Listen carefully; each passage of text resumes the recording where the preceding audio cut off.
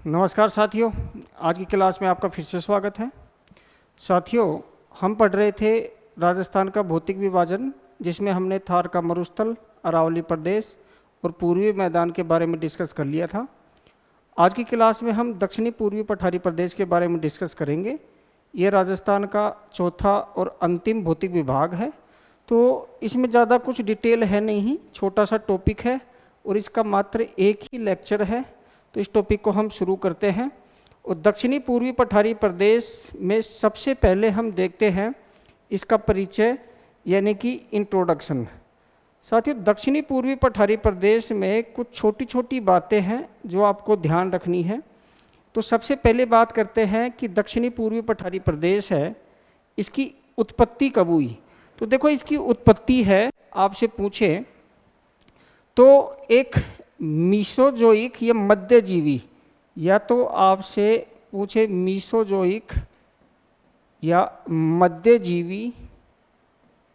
मध्यजीवी जो कल्प है, कल्प यानी एरा, इस कल्प में एक क्रिटेशियस या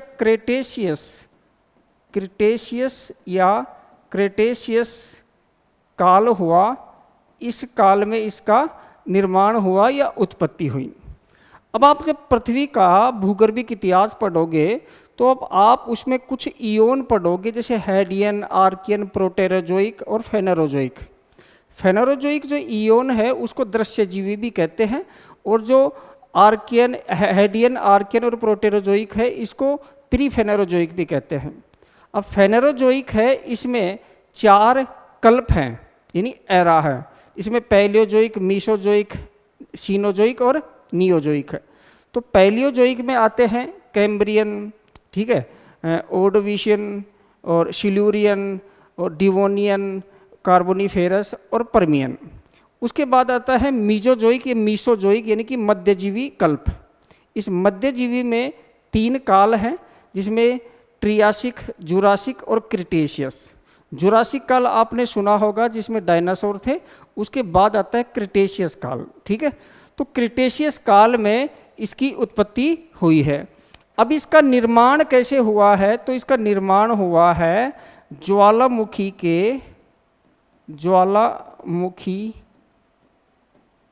क्रिया के दौरान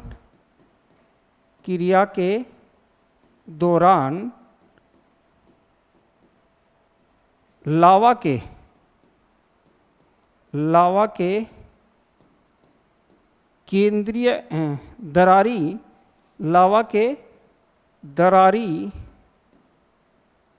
उद्भेदन के फलस्वरूप। अब देखो, आपको पता होगा जब ज्वालामुखी क्रिया होती है तो उद्भेदन 2 प्रकार का होता है। एक केंद्रीय उद्भेदन होता है जिसमें अम्लीय लावा निकलता है, ठीक है, जिसको एसिटिक लावा भी कहते हैं।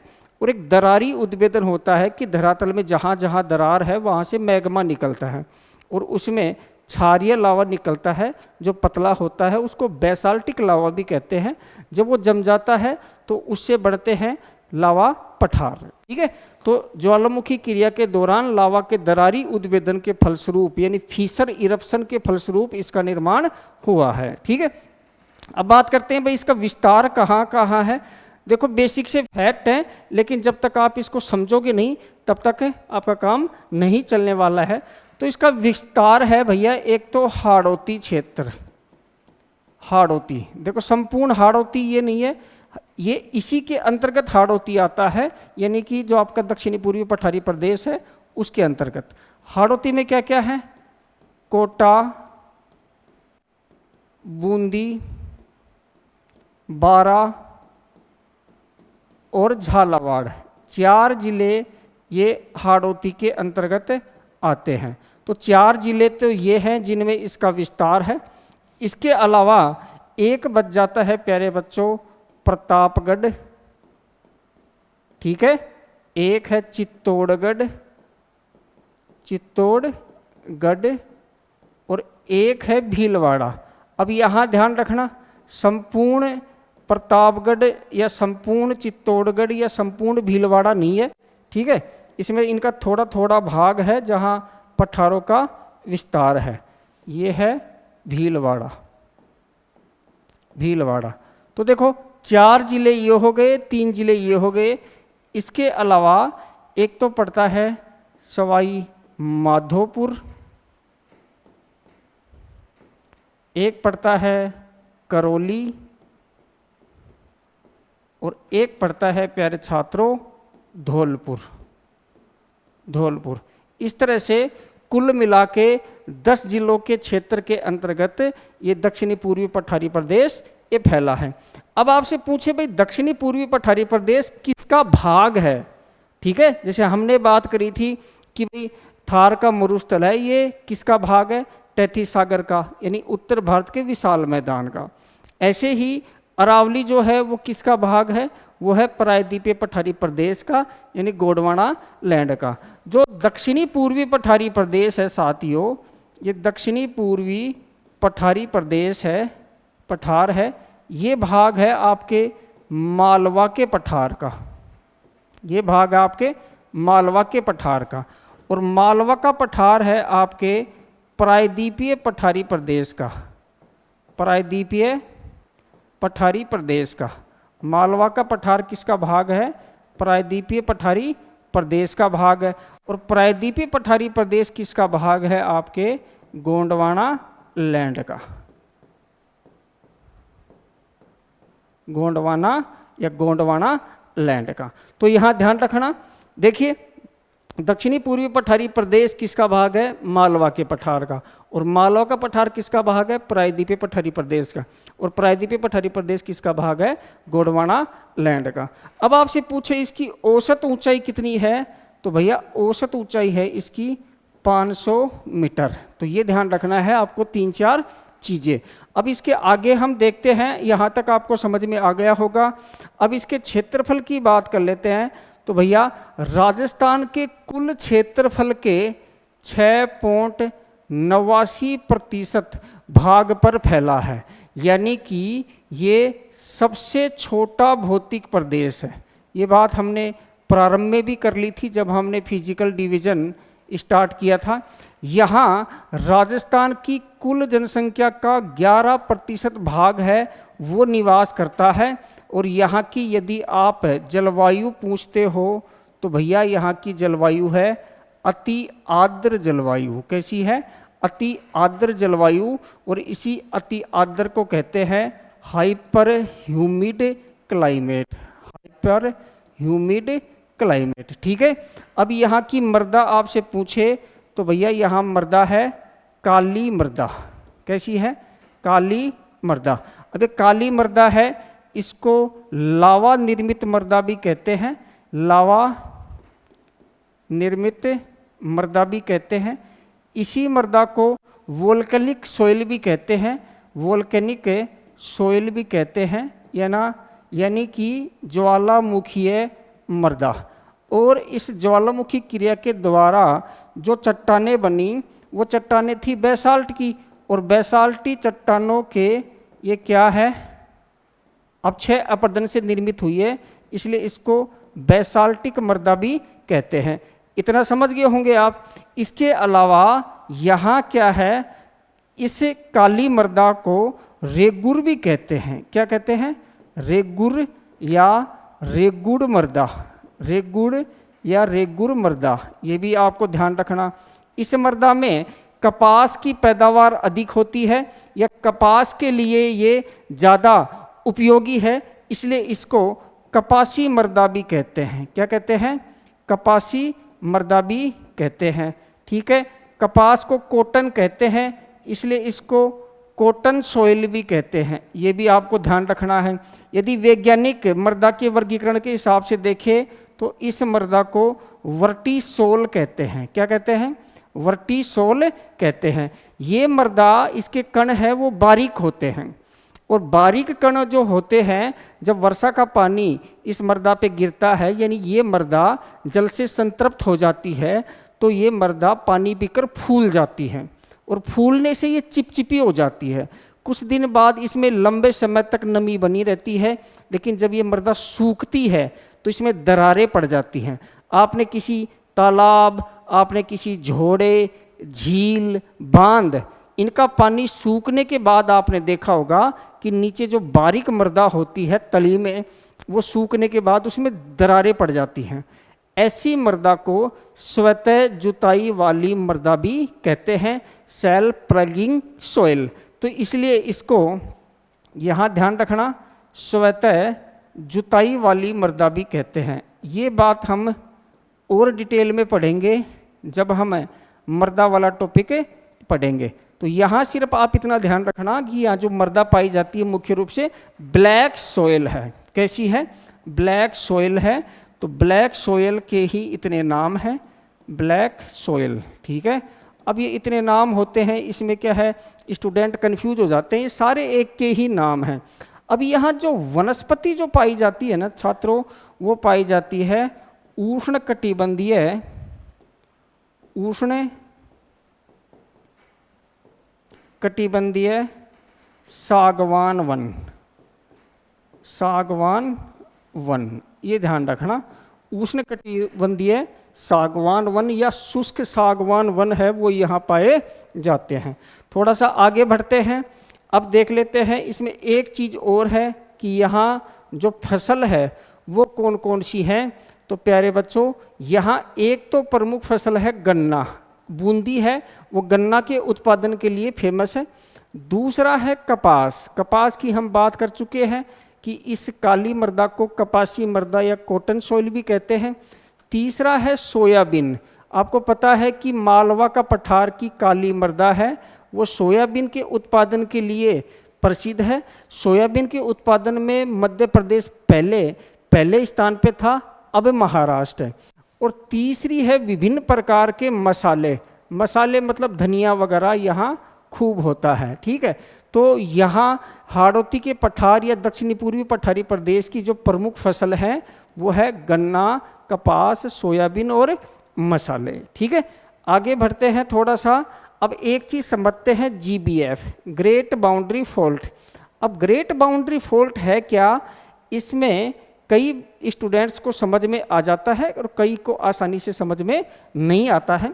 तो पहले आप इधर देखिए, थोड़ा सा भारत का मैप देखिए एक बार, कि यहाँ आप जो भारत का मैप देखेंगे,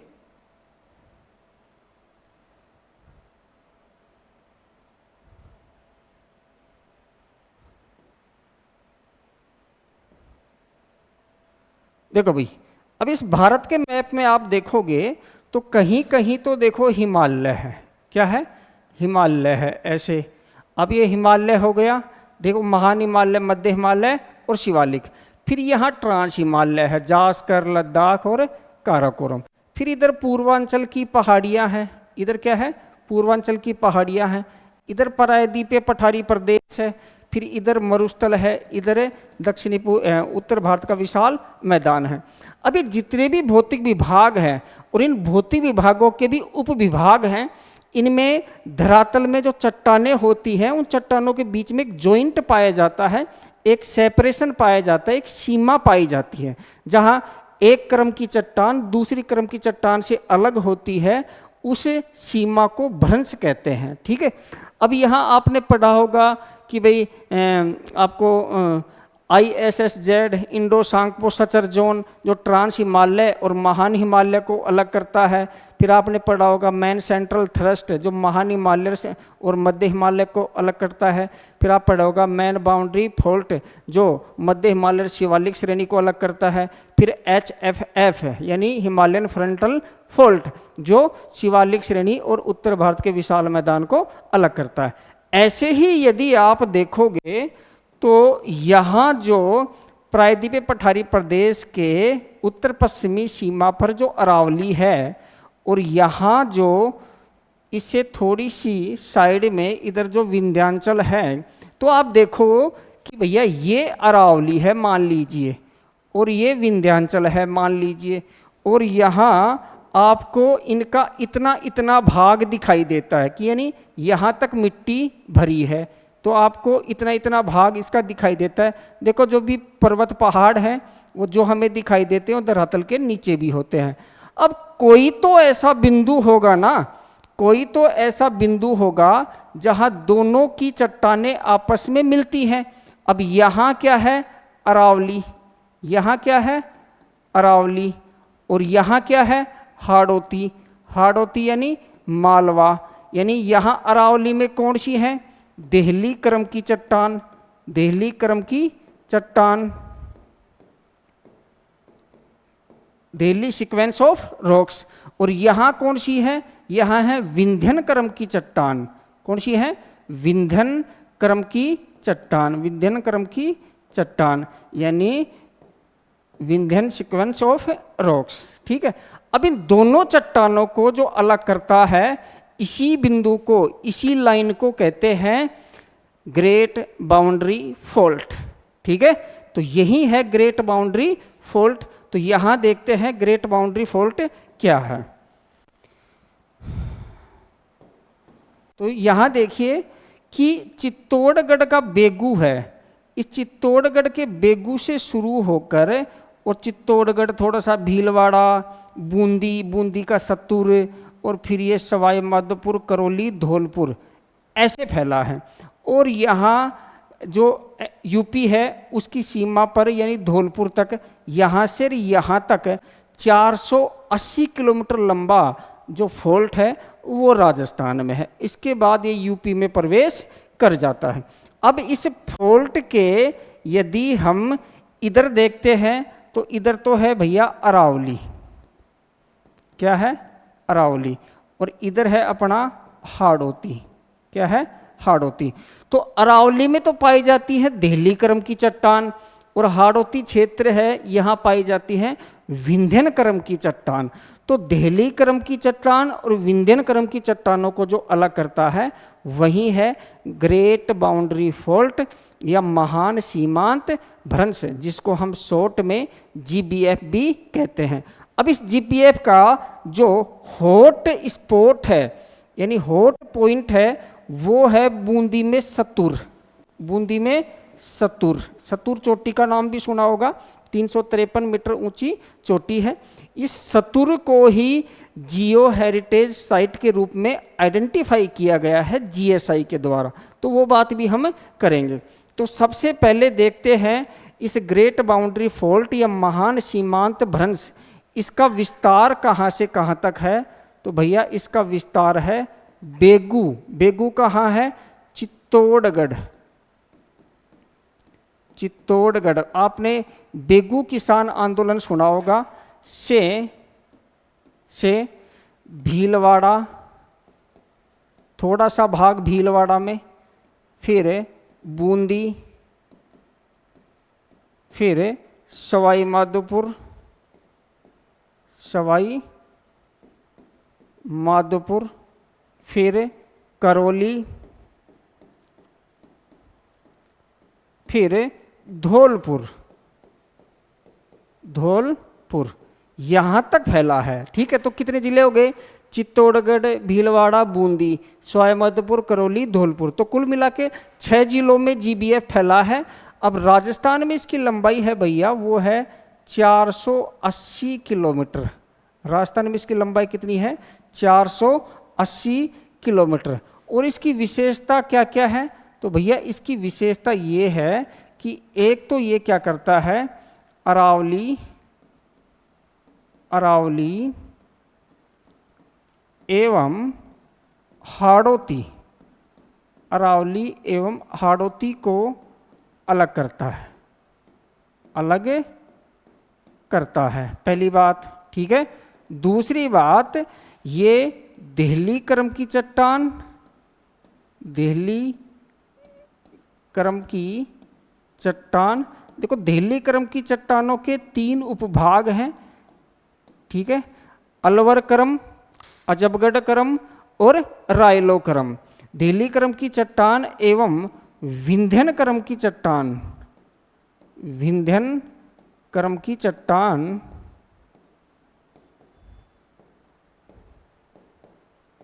चट्टानों को अलग करता है, अलग करता है।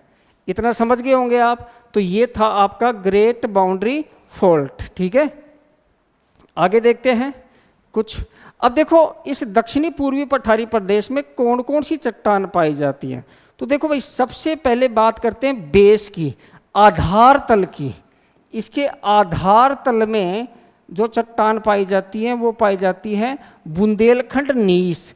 इसके ऊपर पाई जाती है, मध्य क्रम में पाई जाती है विंध्यन क्रम की चट्टान, और इसके ऊपर पाई जाती है, ऊपरी भाग में पाई जाती है, वो पाई जाती है दक्कन ट्रैप की, यानी बेसाल्ट चट्टान। तो ये भी आपको ध्यान रखना है। आजकल इस टाइप के क्वेश्चंस आने लग गए हैं कि निम्न कथनों पर विचार कीजिए कि दक्षिणी पूर्वी पठारी प्रदेश के आधार तल में विंध्यन क्रम की चट्टान पाई जाती है, तो कथन गलत हो जाएगा। आधार तल में बुंदेलखंड नीस पाई जाती है, ठीक है।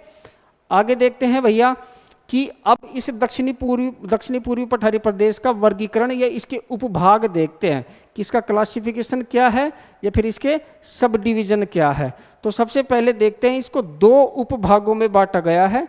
एक तो बांटा गया है विंध्यन कगार और एक बांटा गया है डेक्कन ट्रैप, यानी दक्कन ट्रैप। तो विंध्यन कगार की जो उत्पत्ति है प्यारे साथियों, वो हुई है पैलियोजोइक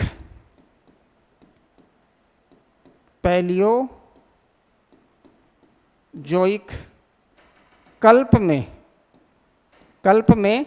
और कौन सा काल था, तो काल था कैम्ब्रियन काल। कौन सा था? कैम्ब्रियन काल में। अब आपको पता होगा इस कैम्ब्रियन काल से पहले अरावली की उत्पत्ति हुई थी, इसलिए हम उसको प्री कैम्ब्रियन कहते हैं। कैम्ब्रियन से पहले यानी प्री कैम्ब्रियन, और कैम्ब्रियन के बाद यानी पोस्ट कैम्ब्रियन, ठीक है। अब इसका निर्माण हुआ है वलन से। किससे? देखो ध्यान रखना आप, फोल्डेशन कहते हैं इसको, फोल्ड पड़ने से हुआ है। देखो ध्यान रखना, विंध्यन या विंध्यांचल जो पर्वत श्रेणी है वो एक भ्रंश पर्वत या ब्लॉक पर्वत है, और हम बात कर रहे हैं विंध्यन कगारों की, कि अरावली और विंध्यांचल के बीच में जो चट्टानें थी उसमें वलन पड़ने से ये कगार बने हैं। तो ध्यान रखना, इनका निर्माण हुआ है वलन से। कभी आप सोचो इनका निर्माण भ्रंश से हुआ है। अब यहाँ जो विंध्यन कगारों में चट्टान पाई जाती हैं वो है भैया, एक तो चूना पत्थर यानी कि लाइमस्टोन, एक है बलुआ पत्थर यानी कि सैंडस्टोन, और एक है कांग्लोमेरेट। इस कांग्लोमेरेट में ही पाई जाते हैं हीरा, डायमंड, ठीक है। और इसका विस्तार कहाँ कहाँ है?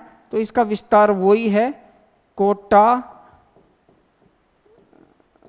बूंदी, बारा, झालावाड़, फिर सवाई माधोपुर,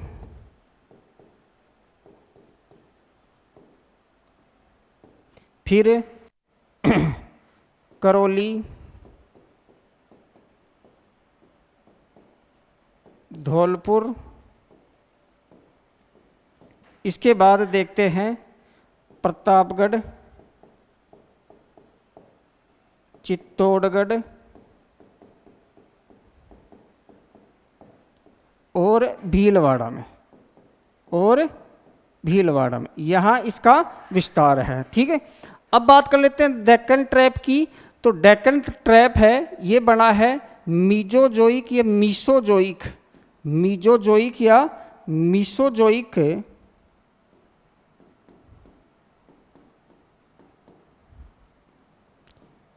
कल्प में और क्रिटेशियस काल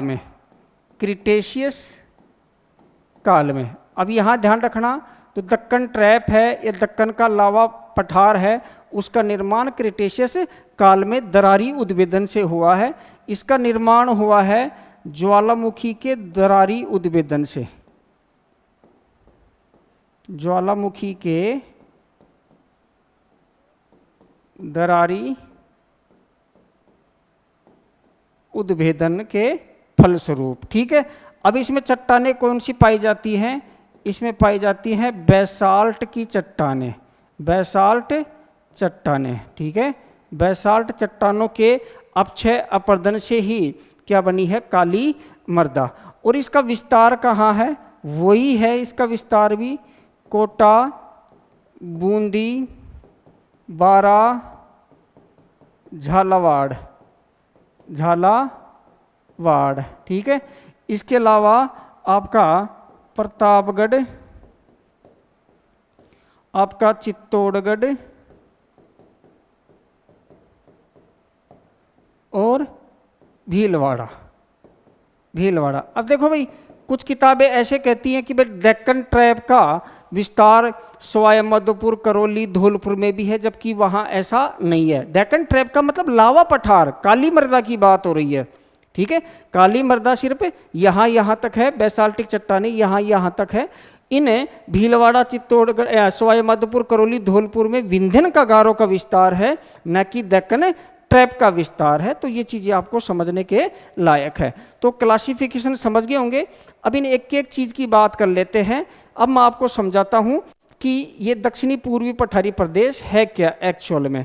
तो यहाँ आप एक मैप देखो, देखो यहाँ प्रतापगढ़ से शुरू होकर और यहाँ ऐसे यदि हम जाते हैं तो ये है आपका दक्षिणी पूर्वी पठारी प्रदेश। क्या है?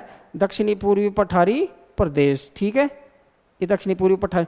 अब जो ग्रीन दिख रहा है ये है बेसाल्टिक लावा वाला क्षेत्र, लेकिन यहाँ इससे आगे ये लावा नहीं है, सिर्फ कगार कगार है, लावा यहाँ तक है।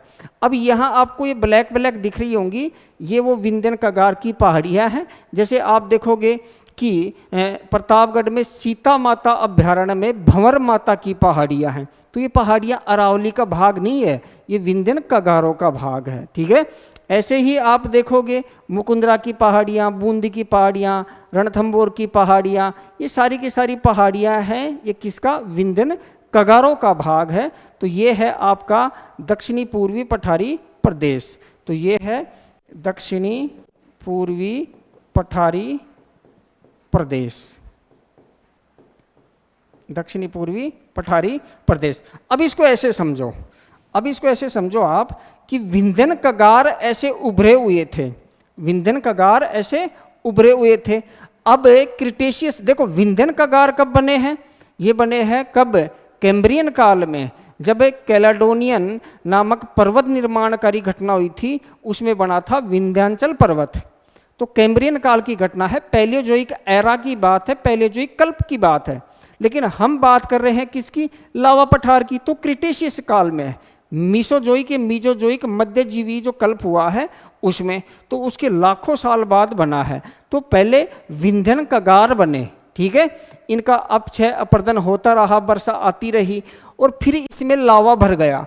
अब लावा भरने से आप उधर जाओगे तो कहीं कहीं तो आपको ऐसी वैवी संरचना मिलेगी, ऐसी लहरदार संरचना। तो ये तो है आपका Deccan trap, Deccan trap. Trap का मतलब है, ट्रैप जो शब्द है एक पुर्तगाली शब्द है ट्रैपा, इससे बना है और उसका मतलब होता है स्टेयर केस। स्टेयर केस जो होती है ना, ऐसे सीढ़ियाँ जो होती हैं, ये ट्रैपा। ट्रैपा का मतलब होता है ट्रैप, सीढ़ियाँ, ठीक है। तो दक्कन ट्रैप, तो इसमें ये ऐसी आपको संरचना मिल रही है दक्कन ट्रैप में, तो इसी को ट्रैप कहते हैं, ठीक है। अब यहाँ क्या है? दक्कन नाम क्या है? दक्कन। दक्कन आपने सुना होगा, मराठा साम्राज्य में दक्कन, ठीक है। जैसे अपने राजस्थान में है मारवाड़, मेवाड़, ठीक है, हाड़ौती, शेखावाटी, ऐसे ही दक्कन और मराठवाड़ा और कोंकण क्षेत्र है कहाँ पर? महाराष्ट्र में, ठीक है। तो ये बीच बीच में तो आपको क्या मिलेगा? लावा पठार, और यही बीच बीच में आपको मिलेंगे विंध्यन कगार।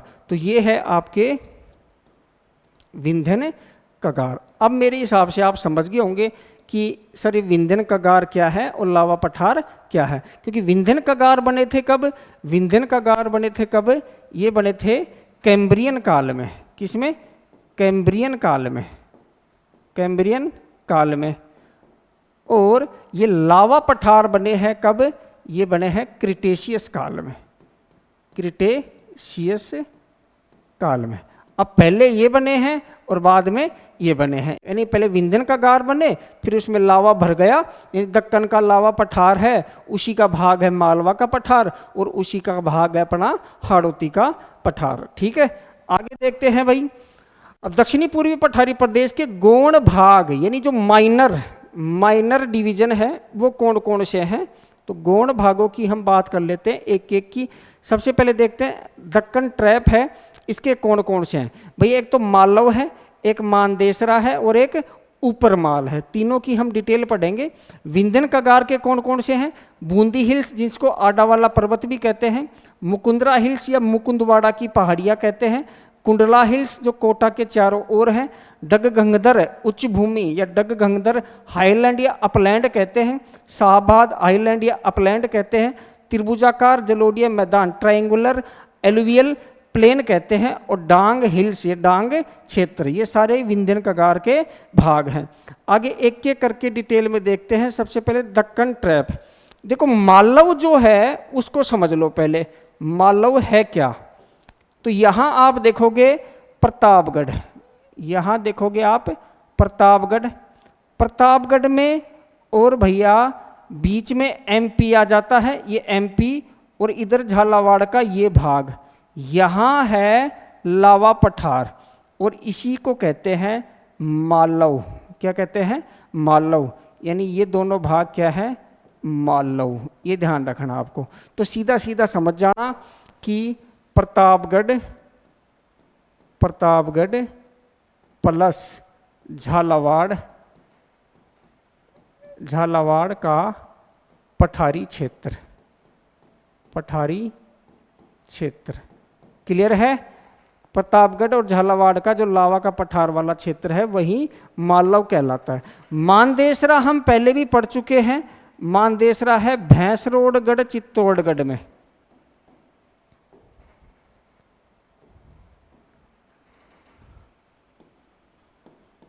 भैंसरोडगढ़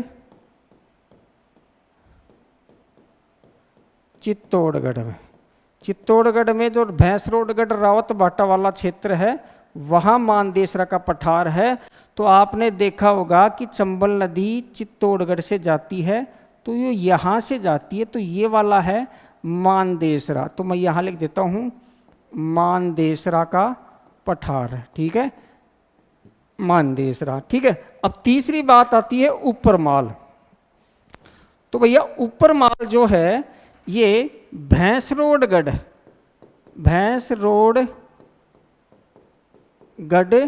जो कहाँ है? चित्तौड़ में, चित्तौड़गढ़ जिले में। भैंसरोडगढ़ चित्तौड़गढ़ से और बिजोलिया, और बिजोलिया, बिजोलिया कहाँ है?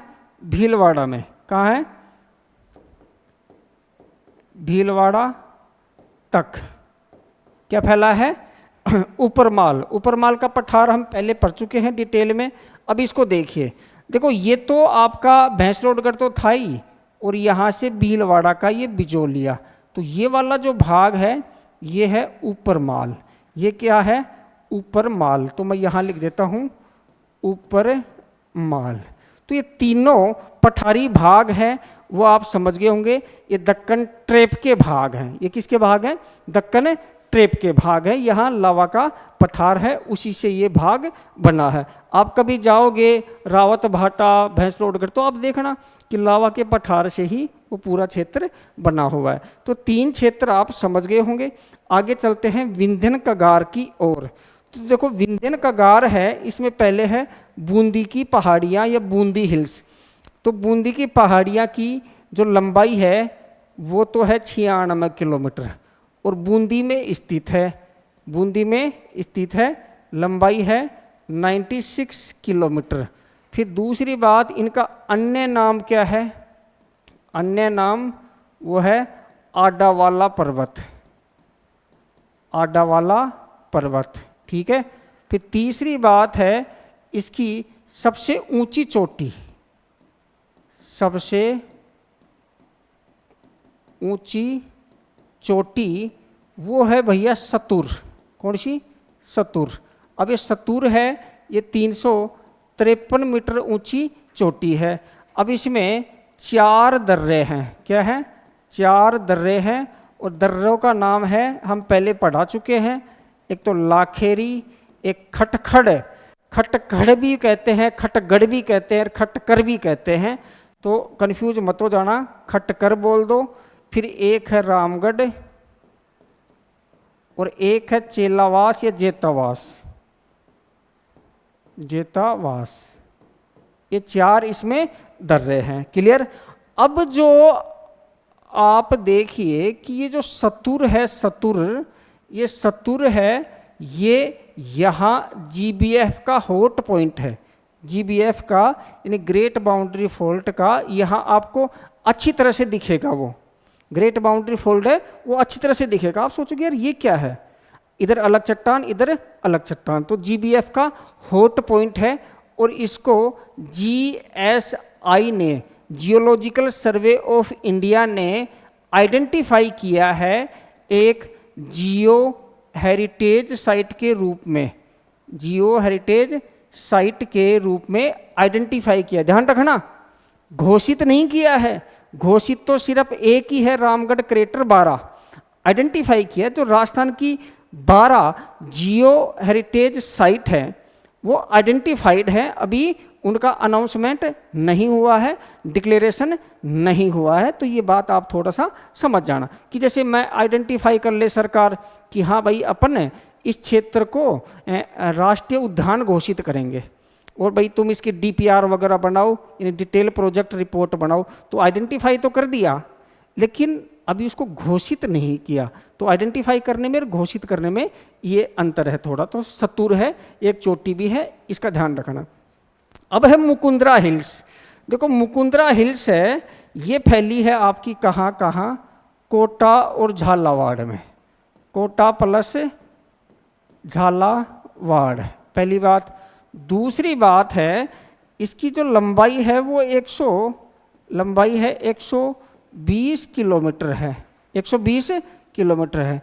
फिर तीसरी बात, इसकी जो सबसे ऊंची चोटी है, सबसे ऊंची जो चोटी है, सबसे ऊंची जो चोटी है, इसका नाम है चांदबाड़ी, इसका नाम है चांदबाड़ी। अब चांदबाड़ी है, ये है भैया कहाँ, झालावाड़ में, और इसकी ऊंचाई है 517 मीटर और ये कहाँ है, झालावाड़ क्षेत्र में, झालावाड़ में। इतनी बात समझ गए। अब थोड़ा सा ये भी समझो कि मुकुंदरा हिल्स के बारे में कुछ एक्स्ट्रा इंफॉर्मेशन ले लो आप, ठीक है। तो एक्स्ट्रा इंफॉर्मेशन क्या है, वो ये है कि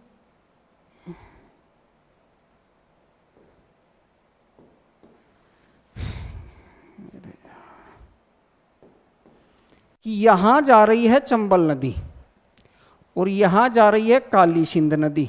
तो ये तो है कौन सी, काली सिंध, और ये है भैया चंबल, ठीक है। और बीच में फैली है मुकुंदरा हिल्स या मुकुंदरा की पहाड़ियाँ, ये मुकुंदरा की पहाड़ियाँ हैं।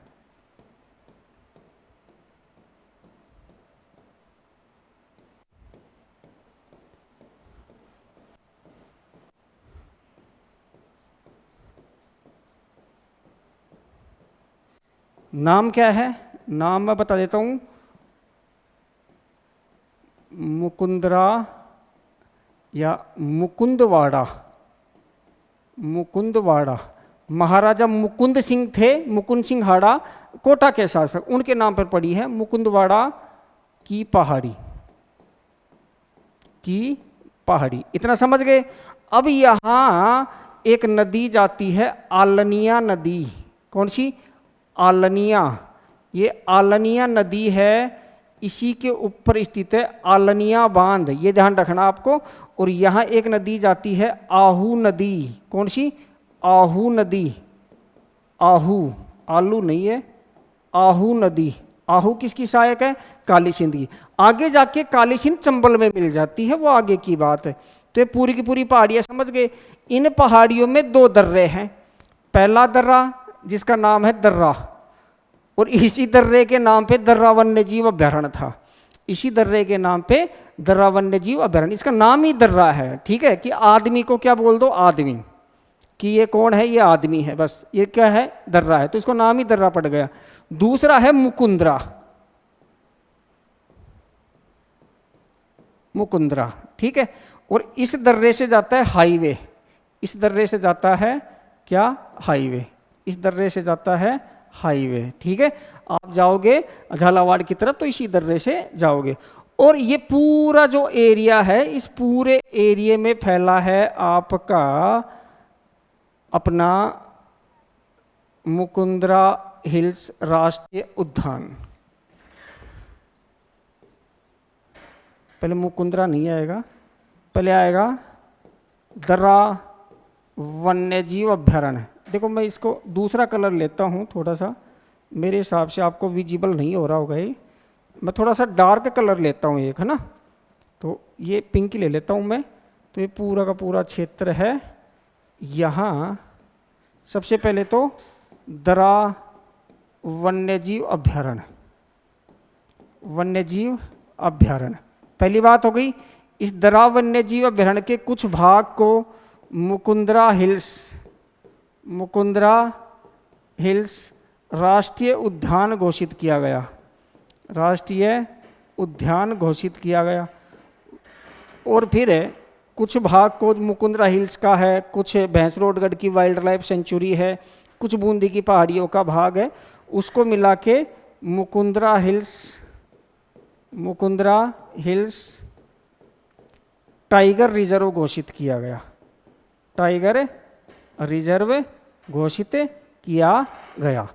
तो ये थी आपका मुकुंदरा की पहाड़ियाँ। अब देखो थोड़ा सा अर्धचंद्राकार पहाड़ी या क्रिसेंट शेप, क्रिसेंट शेप होती है आधे चांद की शेप। तो इनके बारे में देख लो आप कि यदि हम क्या करते हैं कि ये तो है मुकुंदरा की पहाड़ियाँ और ये है बूंदी की पहाड़ियाँ, और दोनों को मिला देते हैं तो अर्धचंद्राकार पहाड़ियाँ बन जाती हैं, कि यानी कि बूंदी हिल्स और मुकुंदरा हिल्स दोनों को मिला दे तो क्या बन जाती हैं, अर्धचंद्राकार पहाड़ियाँ। बूंदी हिल्स और प्लस में मुकुंदरा हिल्स दोनों को मिला देते हैं तो क्या बन जाती हैं, अर्धचंद्राकार पहाड़ियाँ। ठीक है, तो यहाँ तक आप समझ गए होंगे। आगे चलते हैं, फिर आएगी एक कुंडला हिल्स। कुंडला हिल्स कुछ भी नहीं है, कोटा के चारों तरफ है, कोटा के आसपास चारों तरफ पहाड़ियाँ फैली हैं, कोटा के सराउंडिंग, कोटा के चारों तरफ। लेकिन आपसे पूछ ले कुंडला हिल्स किस जिले में है, तो कोटा में है, बस इतना याद रखना। डग गंगधर क्षेत्र, डग गंगधर क्षेत्र। अबे डग गंगधर क्षेत्र है ना भैया, ये वाला भाग है जो हाड़ौती का दक्षिणी पश्चिमी भाग है, हाड़ौती का दक्षिणी पश्चिमी भाग है, कहाँ, झालावाड़ में। तो ये कहाँ है, झालावाड़ में, झालावाड़ में है। ये इसका निर्माण बैसाल्टिक चट्टानों से हुआ है, किससे, बैसाल्टिक चट्टानों से इसका निर्माण हुआ है। और यहाँ एक नदी बहती है, छोटी काली सिंध, छोटी काली सिंध नदी बहती है यहाँ पे, छोटी काली सिंध नदी बहती है। और बैसाल्टिक चट्टान यानी लावा से निर्मित है, ये क्या है, लावा से निर्मित है। डग, डग का नाम आप सुनते हुए कई बार, वहाँ क्या नाम है, झालावाड़ में है डग, और इसका नाम आप कई बार सुनते हुए डग गंगधर, यहाँ शायद एक प्रजनन केंद्र भी है। ठीक है, आगे देखते हैं शाहाबाद उच्च भूमि, शाहाबाद हाईलैंड या शाहाबाद अपलैंड कहते हैं, और ये है बारां में, कहाँ है, बारां में। पहले बात तो ये ध्यान रखना। अब शाहाबाद उच्च भूमि है भैया, इसमें इसी के ऊपर स्थित है रामगढ़ पहाड़ियाँ, रामगढ़ पहाड़ी, रामगढ़ पहाड़ियाँ। अब रामगढ़ पहाड़ियाँ हैं कैसी, ये है घोड़े के नाल की आकृति की, घोड़े के नाल की आकृति, नाल की आकृति। अब घोड़े की नाल की आकृति का मतलब हॉर्स, हॉर्स यानी घोड़ा, शू यानी पैर, हॉर्स शू, शू यानी घोड़े के खुर के नीचे एक लोहे की नाल लगाई जाती है, उसकी आकृति। हॉर्स शू शेप हिल कहते हैं इसको, shaped hills, horse shoe shaped hills. ठीक है, अब रामगढ़ पहाड़ियों में है रामगढ़ क्रेटर, इसके बीच में रामगढ़ क्रेटर है और रामगढ़ क्रेटर का निर्माण हुआ है उल्कापात से। किससे? उल्कापात से। ये भी ध्यान रखना, रामगढ़ क्रेटर का निर्माण हुआ है उल्कापात से और इसको राजस्थान की फर्स्ट जियो हेरिटेज साइट है वो घोषित किया गया है।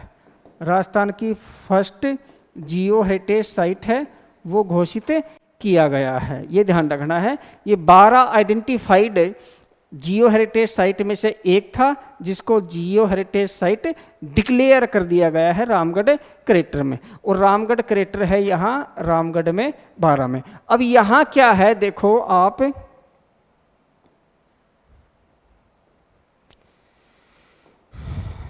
यहाँ ऐसे है कि ये है रामगढ़ की पहाड़ियाँ, ये क्या है? रामगढ़ पहाड़ी।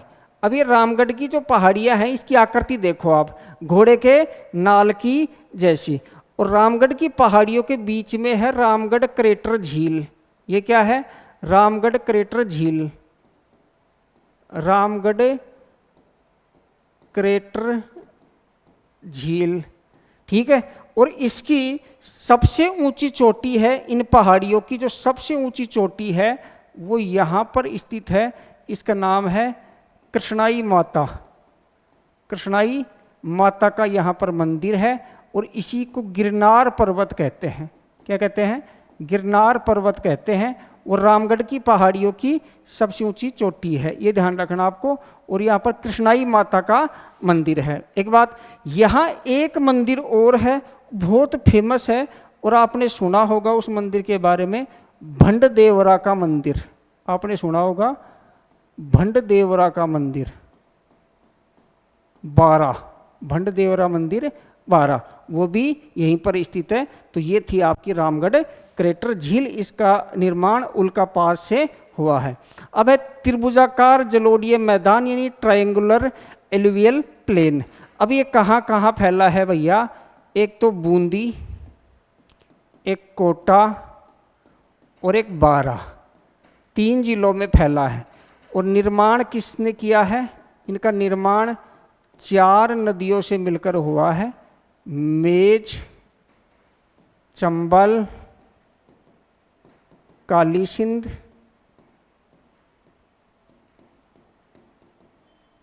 और पार्वती। मेज, चंबल, काली सिंध और पार्वती, ये 4 नदियों ने इसका निर्माण किया है। अब ये 4 नदियाँ कहाँ कहाँ हैं वो देखते हैं। देखो भैया, ये तो जा रही है आपकी चंबल, कौन सी? चंबल। यहाँ बूंदी से आ रही है मेज, यहाँ से जा रही है आपके काली सिंध और यहाँ से आ रही है आपकी पार्वती। तो अब इसकी आकृति आप देखोगे ना तो त्रिभुजाकार बन जाती है, तो इस एरिया को कहते हैं त्रिभुजाकार जलोढ़ीय मैदान। अब यहाँ देखिए, ये है चंबल, ये है मेज, ये है काली सिंध और ये है पार्वती।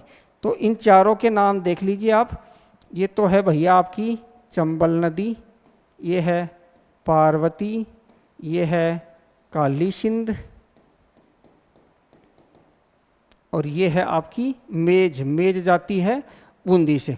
अब इसकी आकृति देखोगे आप, त्रिभुजाकार है, इसी को ट्रायंगुलर एलुवियल प्लेन कहते हैं। लास्ट में देखते हैं डांग क्षेत्र। तो डांग क्षेत्र की हम बात कर चुके हैं कि भैया सवाई माधोपुर, कोटा, करौली, सवाई माधोपुर, करौली और धौलपुर में स्थित निम्न अवशिष्ट पहाड़ियाँ यानी लोअर रेसिजुअल हिल्स जो हैं वो क्या है आपकी डांग कहलाती हैं। और ये बात हम पहले भी कर चुके हैं तो मैं ज़्यादा डिटेल में नहीं जाऊंगा। तो साथियों, इसी तरह अपना दक्षिणी पूर्वी पठारी प्रदेश है वो कंप्लीट होता है और इसमें हमने सारी डिटेल पढ़ ली है। तो उम्मीद करता हूँ कि बहुत सी चीज़ें हैं वो आपको समझ में आई होंगी। मिलते हैं नेक्स्ट वीडियो में। थैंक यू, धन्यवाद।